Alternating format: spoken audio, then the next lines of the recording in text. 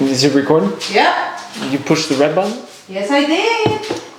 Yeah. Okay, just making sure. How sure are you? I'm pretty sure it's not the first time I do this. What's up, guys? I'm yelling again. It's episode 5, show BJJ Talks. You're so aggressive. Yeah. And Excited. I'm your host, Johnny Martins. My co-host, Brandon. And a special guest, Pal. Matea, because I'm replacing Mateo today. Mateo. That's right. Yeah. much more pleasant to look at over here. Just an all-around better person. Just kidding, Matt. Are we? I'm not sure. Well, anyways, things we're going to talk about today is competitions, how we get ready for this, what I've seen, what other people do, drilling, and just some funny jiu-jitsu stories. So we're going to get right off into it. Competitions. I've done a few, brown belt, black belt mostly. I know, Brandon, you've done a few, and Pal, you've done a few. So tell me how you guys got ready, how you guys dealt with the nerves, and... Oh boy, I don't deal with the nerves. I cry just thinking about I'm going to compete, but I ended up doing it anyways, and then I cried again, which is normal. But how I prepare is like, of course, I talk to you first, and I put a level, right? It's like, I'm not ready, I'm not ready. And my coach which is you, will say specifically, you're ready, you should do this, you're not ready, you should work on this. So I start working on that, watching my weight, because I want to compete at a specific weight class. And I start just not drilling, but like working a lot in my roles to what I really want to accomplish, and just keep doing. I don't do nothing specifically, because I feel like in competition you might have a plan, but you don't know what the other person is gonna do, and your plan might change. So you need to be ready for different type of perspective when you jump on the mats. Yeah, for What sure. about you? Yeah, so, I've done a couple tournaments as a white belt, one as a blue belt.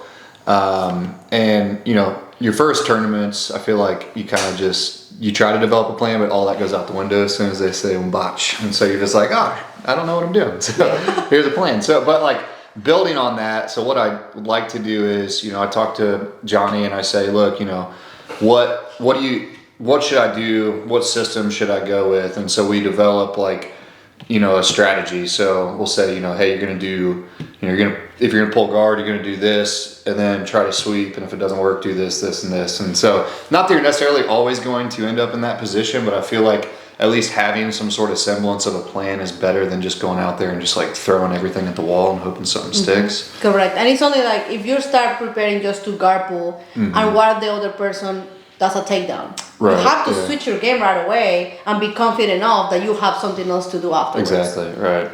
Yep. What about you, Johnny? Me? I just...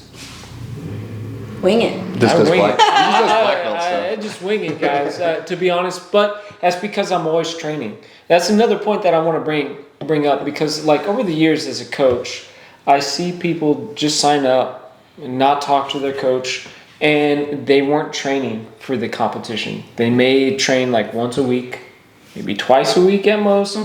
And then out of the blue, they're like, hey, I signed up for a tournament.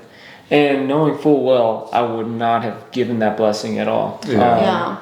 And I think you guys, if you guys are that type of person, I think you guys are doing yourself a disservice, and you're not honest with yourself. Because there are people that train every single day, 2 times a day, maybe even 3 times a day, before they even get out into a tournament. So my advice is to train and then talk to your coach, and then maybe come up with a plan, guard pull, pass. Like something that have always been taught to me was that you have to have a game plan for guard pulling. You have to have a guard plan for like a takedown if you want to work top, and then just your pass and your sweep from those types of situations. Thinking about what you said about training all the time, I think speaking about me, if I want to compete, it's not like, I'm going to start training 5 days a week now to competition, but I train hard every day, and I roll every time, and I treat every training session as preparing myself for competition. That way are minor tweaks and changes here and there when approached to competition, instead of like have built a complete program in a week. So think about it. It's like you start your whole semester, you take a test, right? You don't start it in 1 week, your whole semester, and then you take a test. Right. So it's as how I see it.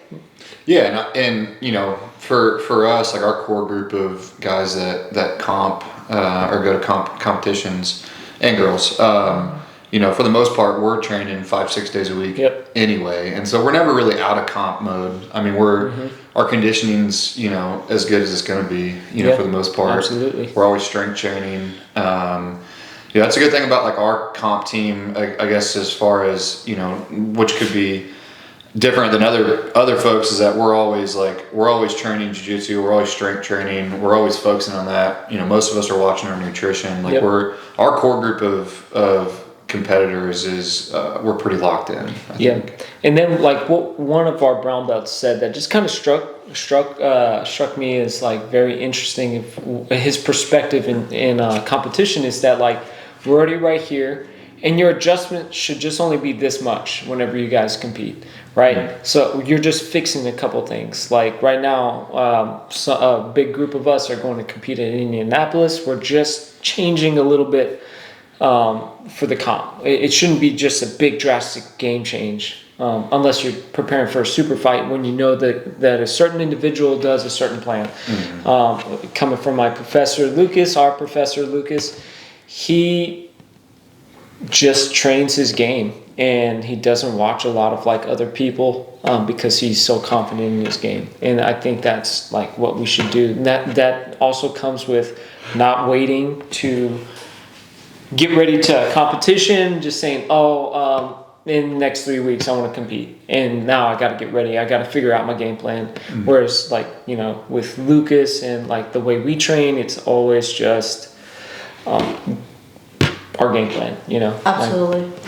And I'm not dogging any other schools, but I think that as a coach and as like for your students, we have to have some sort of a system to teach our students, and as a coach too, something we have to follow.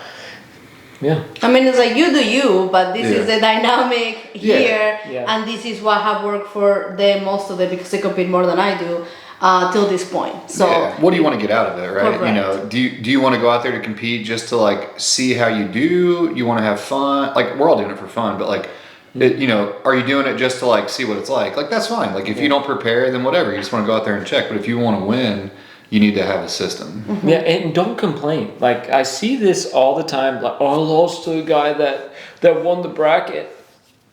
Come on.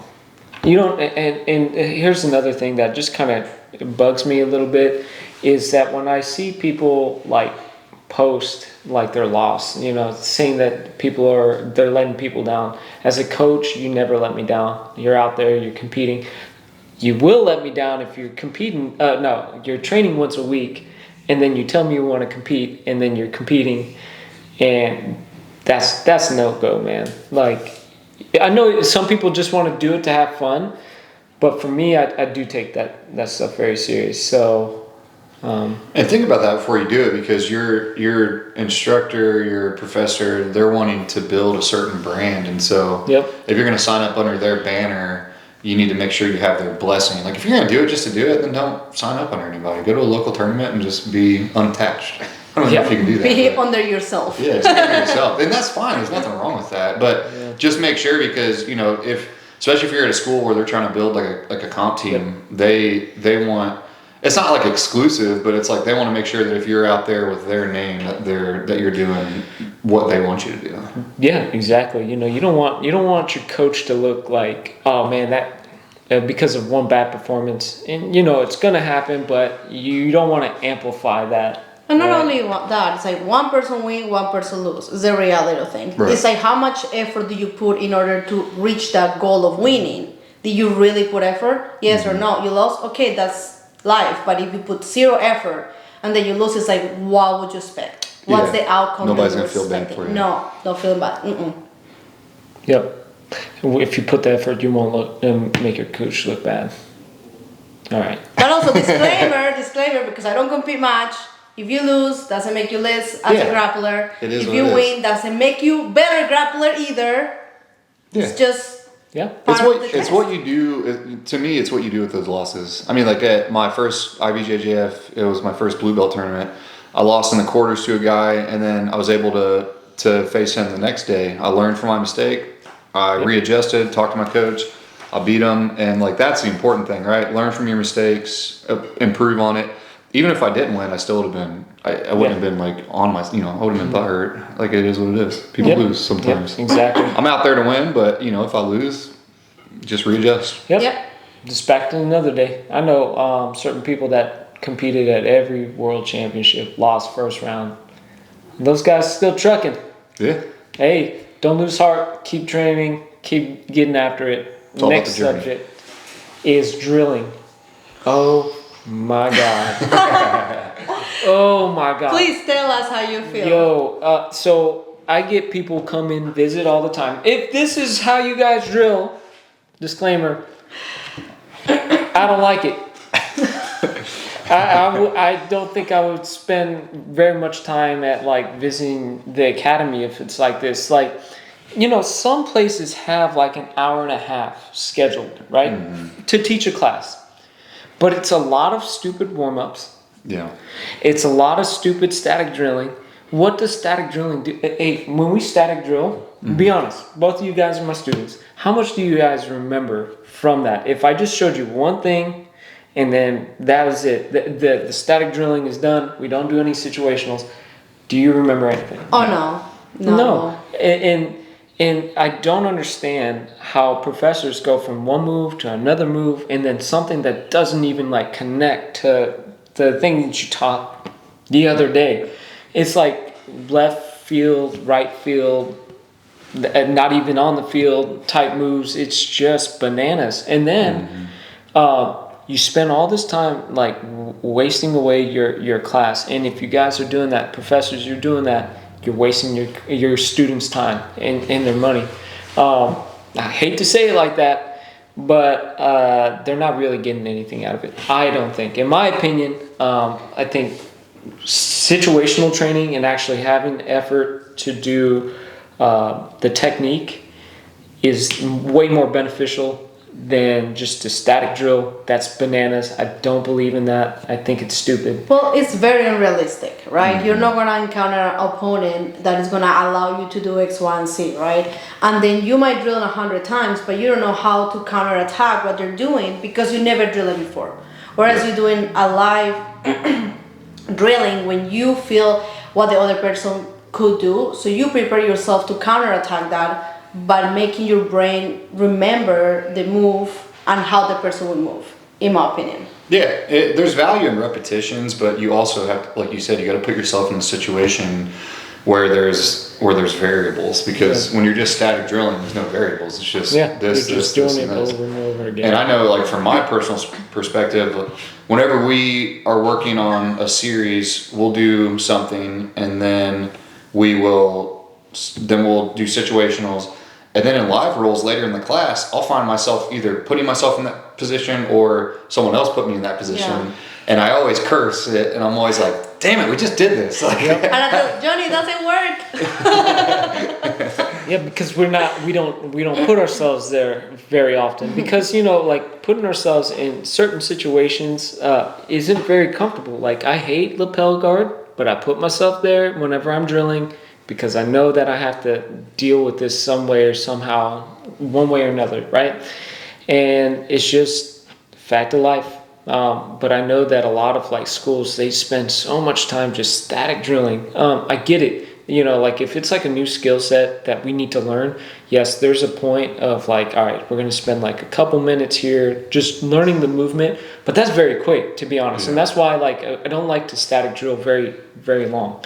And I know people are going to fight me on that, but but when you mentioned something about learn a new move and put yourself in that situation, that's the only way for you to grow. So if you keep doing the same thing over and over and not putting yourself in uncomfortable situations, you're not going to grow. Jiu-jitsu grows so much. Jiu-jitsu is not the same that it was 10, 20 years ago. It's better. It's new moves. It's things that you didn't see perhaps 15 years ago. If you're stuck in those ways because you don't want to put yourself in an uncomfortable situation and you want to actively drill something new, you're not going to grow and you're going to stay behind. Yeah, no, and I think that for like you were saying, like the fundamentals class probably has like that's where like most of your static drilling should be. Yeah, absolutely. And then once you get out of that, you're doing, if you're a colored belt and you're not, rolling a good majority of the time, then you're not challenging yourself enough. I don't Absolutely. think. Or at least doing situationals. Yeah, and if your school or academy doesn't like do situational training, then you need to put yourself in that in a role. My buddy John Carlo just posted something on his like story talking about like how you get better at like jiu-jitsu. It should be 80% situational training, 20% live.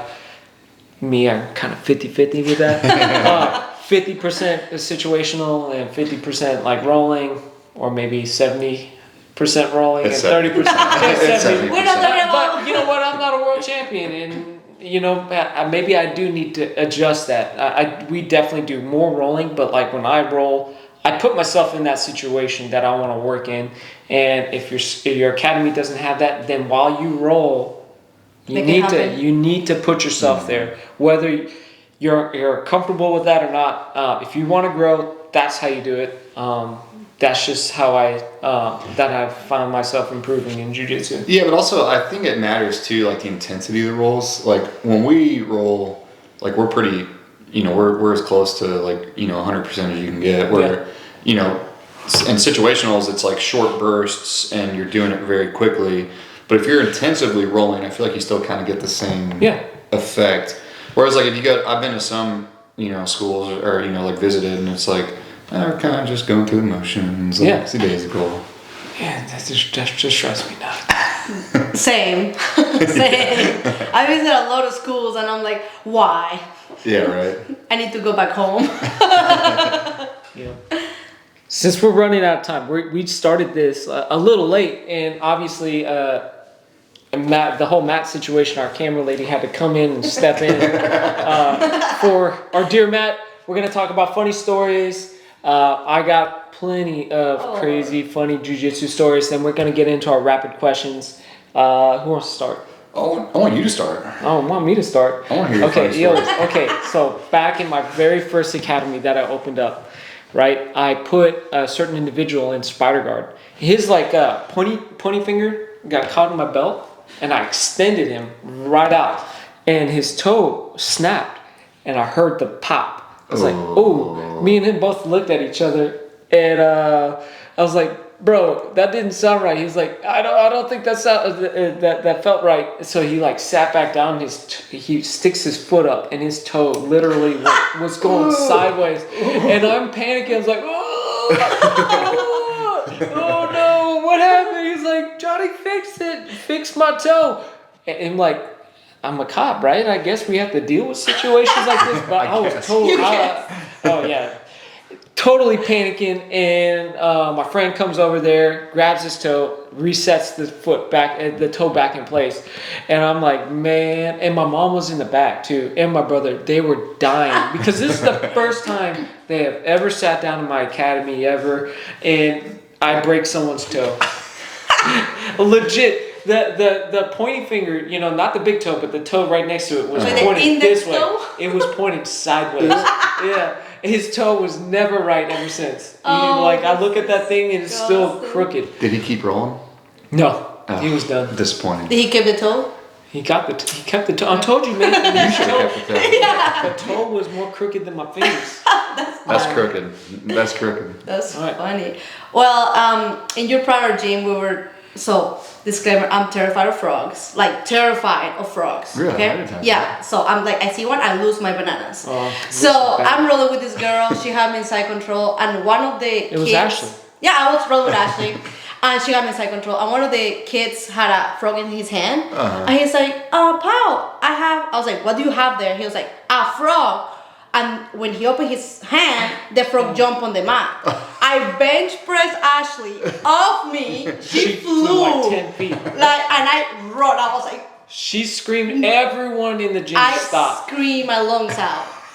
And the kid's like 6. He's like, it's just a frog. I was like, yo, I'm losing my bananas here. Pick up your frog.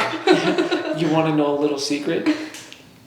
You gave it to me. What? I told Clark to bring you the frog. Oh, doesn't surprise me. That's Doesn't awesome. surprise Because he caught the frog. I'm like, hey, what are you doing with that? I was like, hey, go show that to Pal.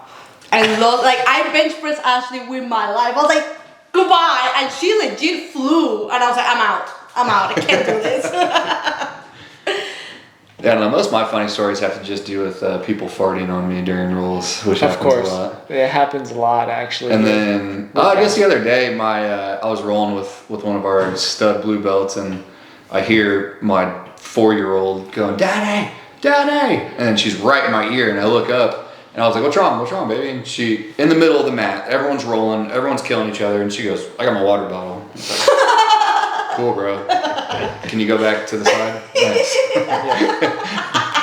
We like died laughing about that for a while. We're like, this was so important. Hey, so brave of her, jump in the middle of the match with all these people are rolling. Man, Right. she's brave. That's right. Yo, one more quick thing. A certain blue belt at the time caught me in an armbar.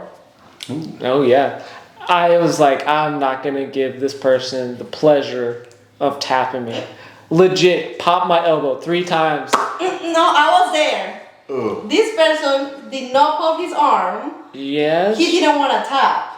I just said I didn't want to tap. And this person wasn't letting go on the arm because you better tap, because that's what we teach, right? This man proceeds to kick me because I'm a blue belt in the head with his ankle. I straight up Muay Thai kicked her right in the head.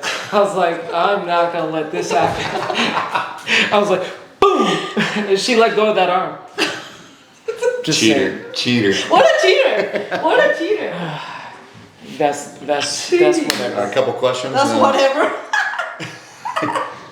All right, rapid fire questions. And okay, let's go with advice for female starting jiu-jitsu. Just start and bring a friend.